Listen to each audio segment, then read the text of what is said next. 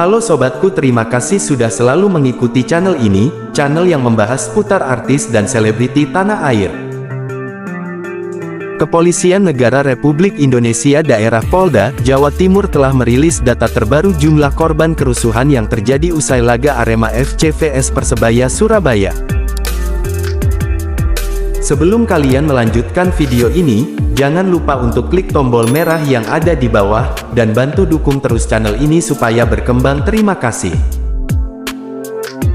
Berdasarkan data terbaru yang dirilis Polda Jatim, jumlah korban yang tewas dalam tragedi di Stadion Kanjuruhan, Malang, pada Sabtu tanggal 1 Oktober tahun 2022, malam bertambah, dari yang sebelumnya 127 kini menjadi 129 orang.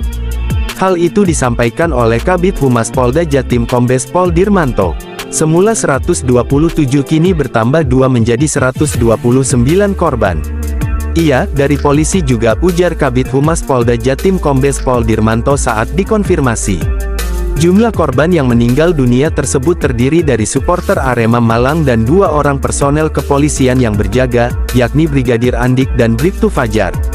Sebelumnya diberitakan, pertandingan Liga 1 antara tuan rumah Arema FC Malang melawan Persebaya Surabaya berakhir rusuh. Kerusuhan itu terjadi akibat kekalahan tuan rumah Arema FC dengan skor 2-3 di Stadion Kanjuruhan Malang, Jawa Timur, Sabtu tanggal 1 Oktober tahun 2022, malam. Kekalahan ini pun kemudian memancing emosi puluhan Aremania, supporter Arema FC hingga masuk ke lapangan. Begitu pertandingan berakhir, ribuan Aremania masuk ke lapangan sebagai wujud protes setelah Arema FC kalah dari rival abadinya, Persebaya Surabaya. Selain kecewa karena kalah dari Bajul Ijo, rekor Arema tak pernah kalah dari Persebaya di kandang selama 23 tahun juga terhenti. Hal inilah yang membuat Aremania geram hingga akhirnya menerobos masuk ke lapangan dan ricuh. Kapolda Jatim Irjen Pol Niko Afinta menjelaskan, saat kerusuhan itu terjadi, petugas keamanan berusaha menghimbau Aremania untuk kembali ke tribun. Namun tidak diketahui kenapa, lanjut Niko, massa semakin anarkis sehingga menyebabkan 2 petugas kepolisian meninggal dunia. Kemudian petugas pun melakukan tembakan gas air mata ke arah massa. Untuk menanyakan atau melampiaskan, pengamanan melakukan upaya pencegahan dan melakukan pengalihan supaya mereka tidak masuk ke lapangan dan mengejar para pemain. Karena sudah mulai anarkis, sudah menyerang petugas dan merusak mobil, dan akhirnya karena gas air mata mereka keluar ke satu titik di pintu keluar, terang Kapolda Jatim Irjen Niko Afinta. Ia mengungkapkan, bahwa 34 korban akibat insiden itu meninggal di rumah sakit, sementara sisanya tewas di stadion saat kerusuhan terjadi. Korban dari Aremania yang meninggal di rumah sakit mayoritas nyawanya tak tertolong karena sudah dalam kondisi memburuk setelah kerusuhan yang terjadi. Mereka mengalami sesak napas akibat gas air mata dan ada sebagian supporter yang terinjak. Dalam keterangannya, Niko menduga kuat salah satu penyebab jatuhnya korban lantaran kehabisan oksigen akibat berdesakan. Supporter keluar di satu titik. Kalau gak salah di pintu 10 atau pintu 12. Di saat proses penumpukan itu terjadi berdesakan, sesak napas dan kekurangan oksigen. Kemudian terjadi penumpukan, di dalam proses penumpukan itulah terjadi sesak nafas, kekurangan oksigen, ungkap Niko. Niko mengatakan, saat itu, tim medis dibantu oleh tim gabungan sudah melakukan upaya pertolongan terhadap korban yang ada di dalam stadion serta mengevakuasi korban ke beberapa rumah sakit. Selain jumlah korban meninggal yang mencapai 100-an lebih, jumlah korban yang masih dalam proses perawatan juga cukup banyak. Niko mengatakan, saat ini ada 180 korban tragedi Stadion Kanjuruhan yang masih dalam proses penyembuhan dan perawatan di rumah sakit. Selain itu, 180 orang masih dalam proses perawatan dilakukan upaya penyembuhan, ungkap Niko di Polres Malang, Minggu tanggal 2 Maret tahun 2022, dini hari.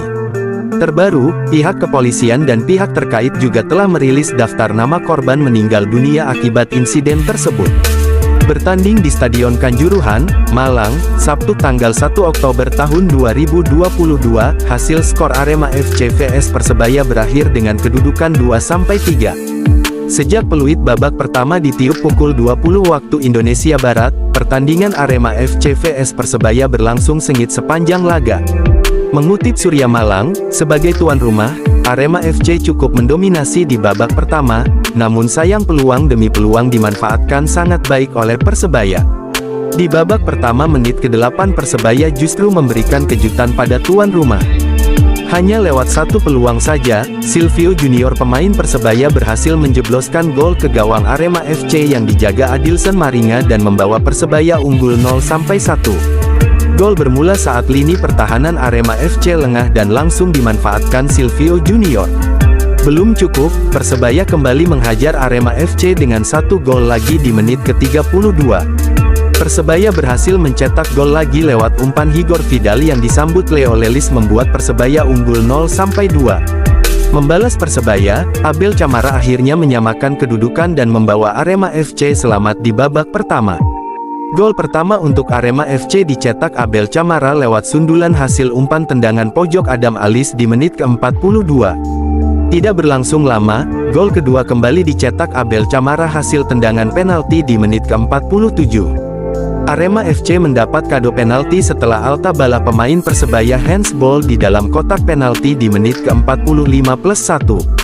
Sampai peluit akhir babak pertama ditiup, skor Arema FC vs Persebaya berakhir sama kuat 2-2. Pertandingan babak kedua dimulai dan kali ini Persebaya unggul lebih dahulu. Keunggulan itu dicetak pemain Persebaya, So Yamamoto yang berhasil membuat gol di menit ke-51 sehingga kedudukan berubah jadi 2-3. Pertandingan terus berlanjut, setelah unggul atas Arema FC, Persebaya semakin percaya diri. Marcelino mencoba melakukan syuting jarak dekat, namun sayang masih dapat diamankan oleh kiper Arema FC, Adilson Maringa. Persebaya kembali melakukan serangan, kali ini Silvio Junior coba melakukan syuting tipis namun sayang bola menyamping ke sisi kiri gawang Arema FC. Pertandingan semakin sengit, Persebaya melakukan pergantian pemain di menit ke-64 dengan menarik Igor Vidal digantikan oleh Brian Pondak. Arema FC yang tertinggal 1 poin dari Arema FC berusaha mengejar, membuat Persebaya dalam tekanan hingga menit ke-73. Di detik-detik akhir babak kedua ini pertandingan semakin alot, Arema FC selaku tuan rumah tak mau menyerah begitu saja di hadapan Aremania. Sebaliknya, Persebaya juga tak akan mudah membiarkan Arema FC kembali mencetak gol.